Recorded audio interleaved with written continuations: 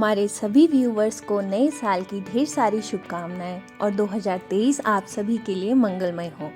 Hello friends, आप सभी ये ज़रूर सोच रहे होंगे कि न्यू ईयर की विशेस में इतनी देर में क्यों दे रही हूँ और मैं इतने दिनों से कहाँ गायब थी। तो दोस्तों, मैं आपको बताना चाहूँगी कि मेरे फादर की बीच में तबीयत थोड़ा ख़राब चल रही थी, जो अब बिल्कुल ठीक है, स्वस्थ हैं। और आप लोगों का साथ और प्यार इसी तरह हम पर बना रहे, यही हमारी कोशिश रहेगी। और लास्ट में मैं यही कहूँगी कि दुख का एक लम्हा भी किसी के पास ना आए। भगवान करे कि नया साल सबको रास आए। तो चलते हैं हमारी वीडियो की तरफ। आज की इस वीडियो में हम ले चलेंगे आपको भारत के मिनी स्विट्जरलैंड यानी कौसानी में, जो कि उत्तराखंड के खूबसूरत हिल स्टेशनों में से एक है।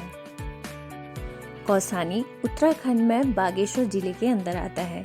इसकी समुद्र तल से ऊंचाई 1760 मीटर है और ये काठगोदाम रेलवे स्टेशन से 145 किलोमीटर की दूरी पर है। और ये मेरे होम टाउन सोमेश्वर से सिर्फ 15 किलोमीटर की दूरी पर है। इसलिए आज की इस यात्रा का माध्यम हमने लोकल ट्रांसपोर्ट चुना है।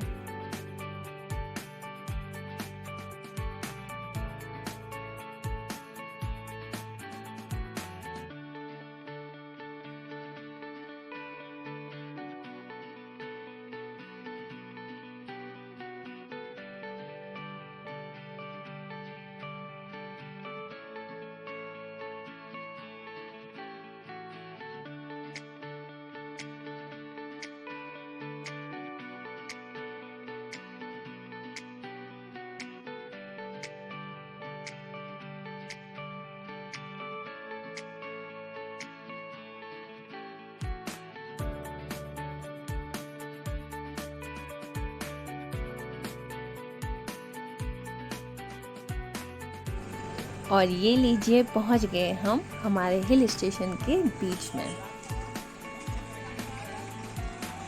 कौसानी में एक ऐसे कवि भी हुए जिन्होंने हिमालय के साथ कौसानी को भी अमर कर दिया। जी हाँ, हम बात कर रहे हैं प्रसिद्ध छायावादी कवि सुमित्रा नंदन पंत जी के बारे में। बस स्टैंड से थोड़ी दूरी पर उन्हीं को समर्पित पंत संग्रहालय है। जिस घर में उन्होंने अपना बचपन गुजारा था, उसी घर को संग्रहालय में बदल लिया गया है।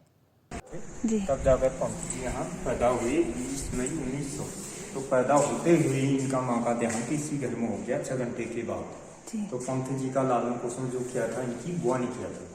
तब जाकर इन्होंने प्राइमरी की शिक्षा कौसानी वर्नाकुलर स्कूल से किया था। अग्रिम शिक्षा के लिए अल्मोड़ा चले गए थे। इलाहाबाद में इनका देहांत हुआ 28 दिसंबर 1977 को।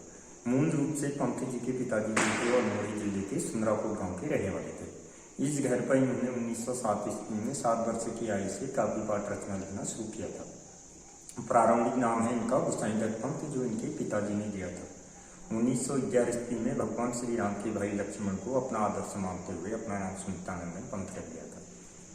पंत जी आजीवन अभिभावक रहे, अपनी शादी नहीं की थी। उन्होंने एक दत्तक पुत्री को गोद लिया था वृद्धावस्था में। वो लड़के भी जीवित हैं, वर्तमान समय दिल्ली रहते हैं। इनका नाम है श्रीमती सुमिता जोशी। पंत जी के पिताजी का नाम था श्री गंगाधर पंत, माता जी का नाम है श्रीमती सरस्वती देवी। टेबल है, चेयर, इनके वस्त्र है। ये विक्रम विश्वविद्यालय उज्जैन से सम्मानित है और हिंदी साहित्य परिषद पटना कॉलेज से है। ये उनका बेड है, ये उनकी चादर, सूटकेस में के कपड़े हैं। वो अलमारी पंत जी की अपनी है। अच्छा। ये चश्मा वो ऊपर लगा रखा है दीवार पर, जो फोटो में पहन रखा है। ये किताबें जो उनकी कनेक्शन की जी। ये है diamond jubilee university library society Allahabad institution 7071 chief guest के रूम में बैठे हुए। ये रामधारी सिंह दिनकर जी हैं, सुमित्रानंदन पंत जी, डॉक्टर हरिवंश राय बच्चन जी। ये हैं मैत्री चरण भगवती चरण वर्मा और पंत जी। ये रामधारी सिंह दिनकर, मैत्री चरण गुप्त, सुमित्रानंदन पंत जी अपने आवास में बैठे हैं इलाहाबाद में, राज्य आजीवन कार्ड में अपने मित्र लिए।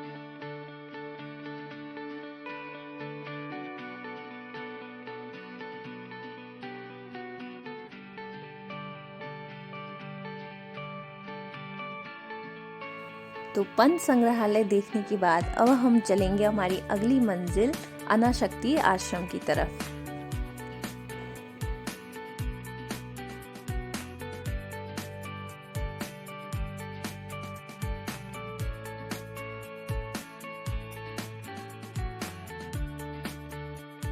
कौसानी एक पहाड़ की चोटी पर बसा हुआ पर्यटक स्थल है। बांज और बुरांस के पेड़ इसकी सुंदरता में चार चांद लगा देते हैं।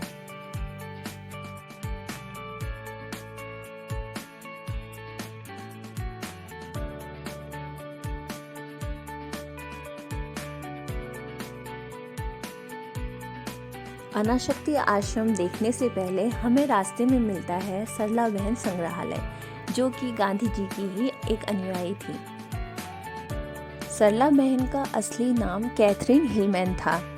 वे बाद में गांधी जी से प्रभावित होकर उनकी अनुयायी बन गई थी। सरला बहन ने 1948 में लक्ष्मी आश्रम की स्थापना की थी। इस आश्रम में गरीब और अनाथ लड़कियां रहती हैं और यहाँ पर रहकर पढ़ाई करती हैं।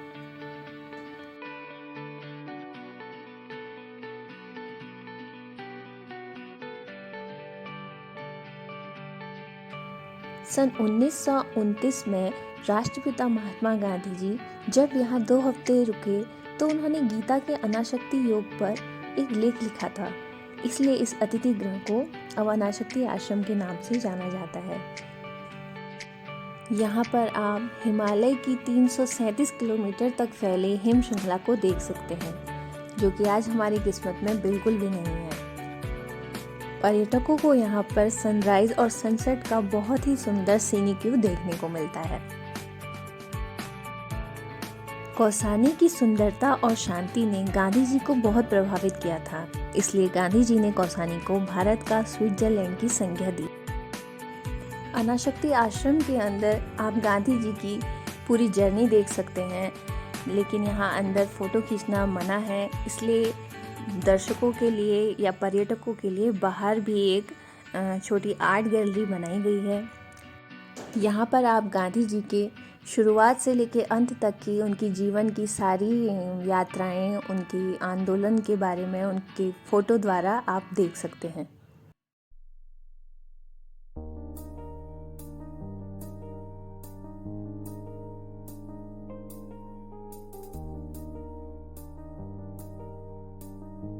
समय के साथ साथ अनाशक्ति आश्रम काफ़ी सुंदर सौंदर्यीकरण कर दिया गया है और ये आज तक पर्यटकों के आकर्षण का केंद्र बना हुआ है।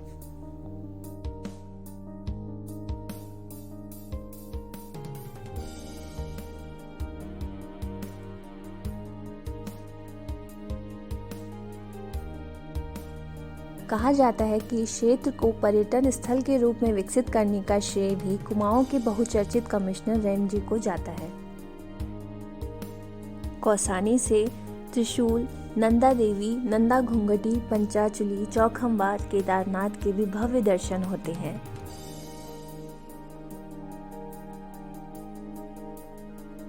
और गांधी जी के 3 बंदरों के बारे में तो आपने सुना ही होगा, जो कहते हैं बुरा मत बोलो, बुरा मत देखो, बुरा मत सुनो।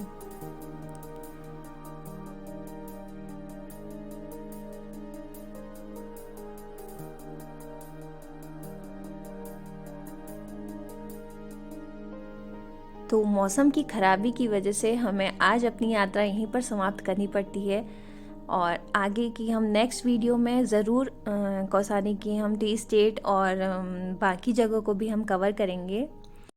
तो चनोदा से होते हुए हम अपनी वापसी कर रहे हैं, तो ज़रूर देखिएगा हमारी next video. Thanks for watching, bye bye.